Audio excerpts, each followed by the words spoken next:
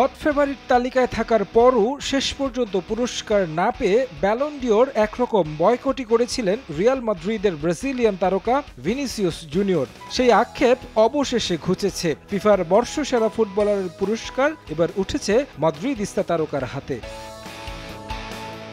কাতারে জমকালো আয়োজনে অনুষ্ঠিত হয় ফিফা দ্য বেস্ট পুরস্কার, যেখানে তার সঙ্গে পুরস্কারের দাবিদার ছিলেন রদ্রি, লামিন ইয়ামাল, লিওনেল মেসিদের মতো তারকারা। তবে সবাইকে পেছনে ফেলে ফিফার চোখে বছরের সেরা ফুটবলারের পুরস্কার জিতে নিয়েছেন ব্রাজিলিয়ান সেন্সেশন। ফুটবলের নিয়ন্ত্রক সংস্থার সভাপতি মঞ্চে উঠে নিজেই ঘোষণা করেন ভিনির নাম। তার হাত থেকেই বহুল কাঙ্ক্ষিত পুরস্কার গ্রহণ করেন ব্রাজিল তারকা।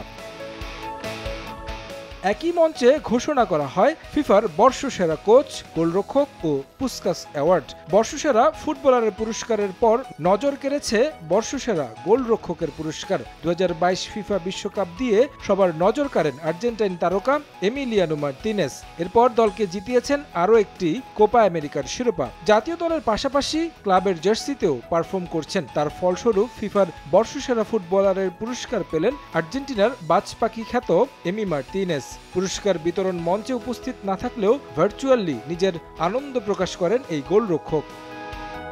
ফিফার বর্ষসেরা কোচকে এই তালিকায় নাম উঠেছিল বেশ কিছু হাই প্রোফাইল মাস্টারমাইন্ডের, যেখানে ছিলেন Lionel Scaloni, Pep Guardiola, Luis de la ফুয়েন্তেরা। তবে সবাইকে পেছনে ফেলে মর্যাদাপূর্ণ এই পুরস্কার জিতে নিয়েছেন Real Madrid coach Carlo Ancelotti. আর্সেন Wenger Italian কোচের হাতে তুলে দেন বর্ষসেরা কোচের পুরস্কার। বছরের সবচেয়ে সুন্দর গোলের জন্য ফিফা প্রতি বছর দিয়ে থাকে পুস্কাস অ্যাওয়ার্ড। এবার সেই পুরস্কার জিতে নিলেন ম্যানচেস্টার ইউনাইটেডের আর্জেন্টাইন তারকা আলেহান্দ্রো গার্নাচো। এভারটনের বিপক্ষে দুর্দান্ত বাইসাইকেল কিকে গোল করার পুরস্কার পেলেন এই আর্জেন্টাইন। এছাড়াও ঘোষণা করা হয়েছে বর্ষসেরা একাদশ, যেখানে ভিনি, হল্যান্ড, ইয়ামালরা থাকলেও জায়গা হয়নি ফরাসি তারকা কিলিয়ান এমবাপের। তারেক হাসান শিমুল, সময় সংবাদ।